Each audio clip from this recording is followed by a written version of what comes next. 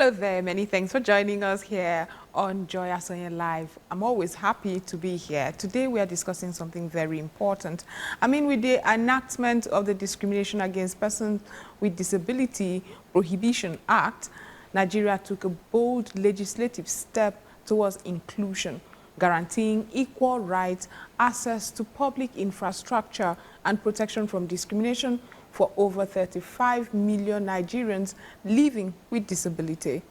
Now, this is what we'll be discussing, because years after the laws came into force, and even after 5 years transition window for compliance, which expired since 2024, the reality on ground tells a different story. Public buildings remain inaccessible, digital platforms exclude users with disability, and enforcement mechanisms are still evolving. Now, a new shift is emerging. The Association of Accessibility Professionals is redefining accessibility, not as a social favor, but as a technical standard, from training certified professionals to conducting compliance audits and shaping national standards. The association is pushing for a system where accessibility is built into design, policy, and governance from the start. So the questions here are, why is implementation still lagging? What does true compliance really look like in Nigeria? And how do we move from policy to practice at scale? That's what we're exploring tonight, and we are discussing all of this with my guests who are already seated. So good to have you join us this beautiful evening. It's good evening, Dr. Joy. Right. So I think I'll just start by introducing you, Mohammed. So it's beautiful that you're here this evening to discuss all of this. Mohammed Kamilu Suleiman is a certified accessibility specialist, certified in inclusive design and accessibility auditing. That's the IDAA. Thanks so much for being part of the program. Thank you very much, Dr. Joy.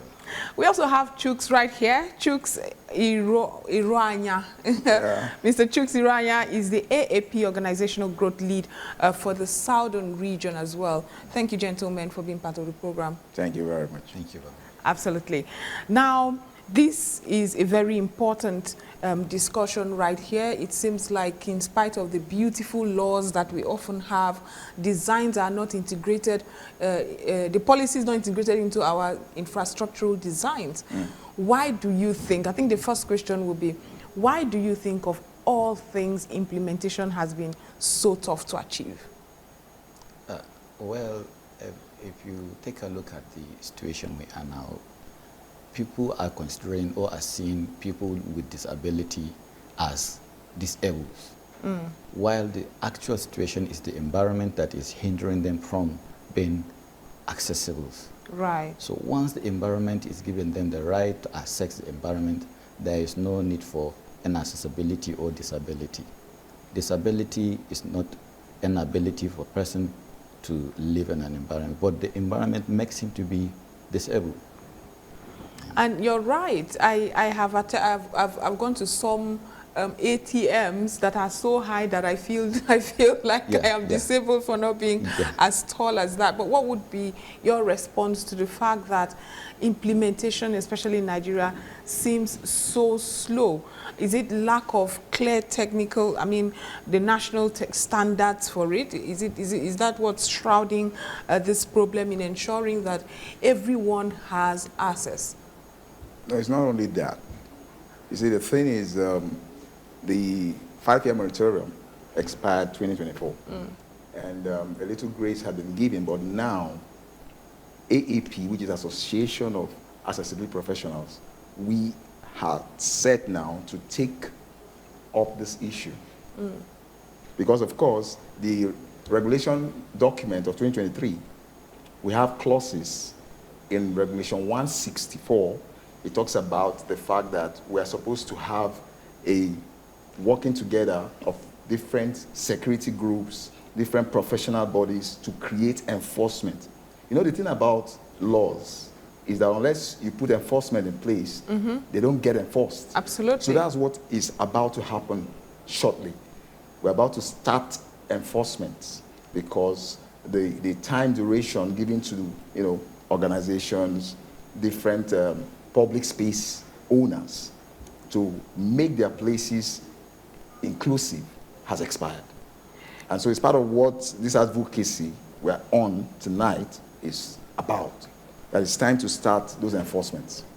Yes, because bodies like the police, the civil defense, and then regulatory bodies like CAC, like CBN, like NCC. These are bodies that regulate, like NCC regulates communication platforms. Yes. And CAC regulates businesses, any business that's registered with CAC. You know that part of that enforcement that is about to take place now is that CAC, part of what they do at the end of the year, you're supposed to do returns to CAC, which is to make you, as a company, still tell CAC that you're still alive, you're still working. Absolutely. But after some time, you'll be delisted. Now, part of the documents you submit from now to CAC for those returns is your accessibility compliance certificate. And you can only get that from getting trained by us on accessibility issues, because you need to learn to know how to make your business accessible. Right. Yes. So without that document, you can't you will have issues with CAC. Are you getting me? Then we're talking of there's so many. So shortly we are going to see, the country is going to see a lot of enforcement. Enforcements are about to roll out, and that's what's going to happen, because that's what will enforce or ensure the accessibility we are talking about. But we also argued that in spite of that leeway that we enjoyed that elapsed in 2024, there was no intentional push and advocacy to ensure that organizations even knew what the laws are. Nigeria has so many laws, and if there's no intentionality in ensuring, listen, this is what you should start preparing to comply with. No, I remember having that conversation where enforcement was kept aside, punitive measures was kept aside in that period. However, my question now is, do we still have data of people, corporations and corporate bodies and organizations that are not aware when you interact with them? I guess, Muhammad, when you do interact with individuals, is there everybody that says, oh, I understand the laws, but how do I implement it and get it relatable to the kind of work that I do? Yeah, most of organizations we have, they know the rule, and the rule is in existence. But the main problem is that the negligence and the lack of compliance and enforcement lead to all these problems. As you can remember, there is a law which states that almost every organization must have at least 5% of people with disability as employees. Exactly. Yeah. So if one of our people go there for an employment, they are just seeing that as a privilege, not a right, not a law. So that culture of having that law that we have to implement this law as an organization is not there. Maybe as a result of lack of advocacy and enforcement. That's why we are here. AAP is here to make sure that non-governmental organizations, governmental bodies, and other private sectors are into the picture of knowing this law is now in action, and everybody is expected to comply. So that's why we're in the picture now. Okay, so do we have the number and expertise? Is one thing to say 5% of people living with disabilities should be part of every corporate body's employment? No, not corporate bodies, government. Government employment. But do we have expertise do we have the kind of numbers and expertise, or we would have, there was something that was trending in America one time where a lot of people, they were having to employ blacks, Chinese, or any other race, just to have to cover the quota, the inclusive quota, to look like it's an organization that is inclusive and all of that. And so there was a joke at the time that a lot of the people who were there didn't even know the reason they were employed, because they were not given roles. They were not employed necessarily because they had a role to play and they had contributions towards the organization, but they were employed for the quarter, and so they come to work and not have too much to do. Is that what we are doing just to prove that we are inclusive, or we have expertise and professionals that you would ensure would be employed? Well, it is surprising to know that in Nigeria alone, we're talking about 35 million people who are living with disabilities. And there are several of them that are educated, that are qualified, that can deliver on the job. We just did a graduation some weeks ago of several of us that have been trained for different trainings, both to train, the public on disability issues, both to train to be able to vet building plans so that there are accessibility clauses before they go into this. Now, one of those guys that came from Lagos, he finished from Unilag, he's an architect. Yeah. We saw these things he did on the screen, a lot of them. We have people living with disability, someone that is in a wheelchair, that works in a bank, is the one that did the software that the bank is using, He's in charge of the IT. Accessibility. Wing. Yes. So we have a lot of them. For instance, our own board chair is a lawyer. He's a legal fellow. Yeah. Doing marvelously well. Yeah. Right. So we have a lot of them, but all these years, they've not been given chance because people don't understand that they can deliver on the job. So they will say, no, as long as the person is having this issue or that, he won't be. No. And again, the thing about it is, he talked about the fact that disability is not in the person, it's in the environment. Yeah. If you remove those the things that cause obstacles, hindrances in the environment, the person will deliver like any other person. Yeah. Absolutely. So now, all they need is what we call reasonable accommodation. That means we have technologies, for instance, your systems that you work with should be web accessibility compliant guidelines. Okay, I want you to break that down for me. Right. Web accessibility compliant. Web accessibility compliant guidelines should be what you use in procuring things like your computers and all that, because your computer should be able to have screen readers so that someone that is visually impaired can use it. Be able to read through. Should be able to access it. And that's part of what we are advocating. Our law, both the 2018 Act, Disability Act, and the 2023 Regulatory Law, says that every service, every product, every public spaces should be accessible by everyone. Everyone, right.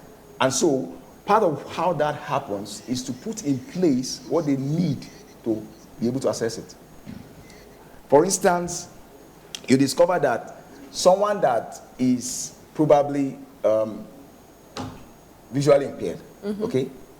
We have amongst us, our team, someone that is visually impaired, that is a consultant for World Bank and all that.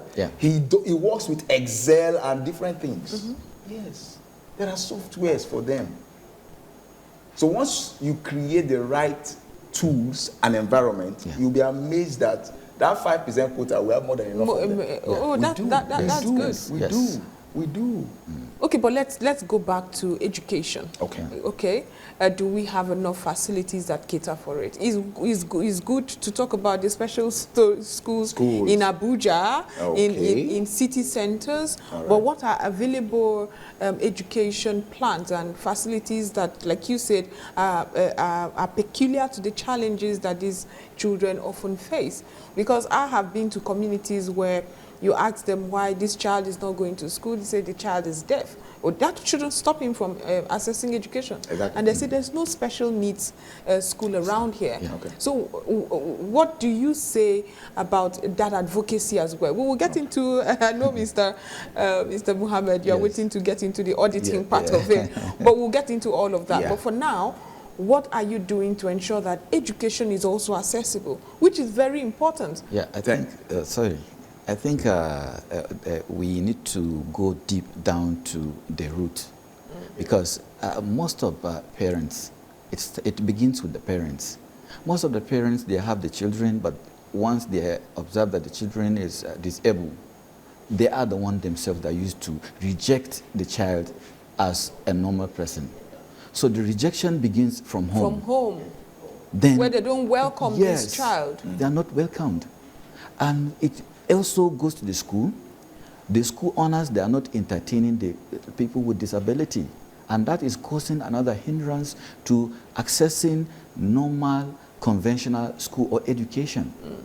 So the advocacy now has to go down to the root, that is from the parents down to the school owners. We have to scratch the name people with disability or people with special needs. No, we need to make an acronym, maybe a special child advancement or program, yes, right. or you know, you have to model the name in such a way that the people with disability will feel belong. Right. So that at least when they are in a conventional school, they cannot be treated as in people with disability.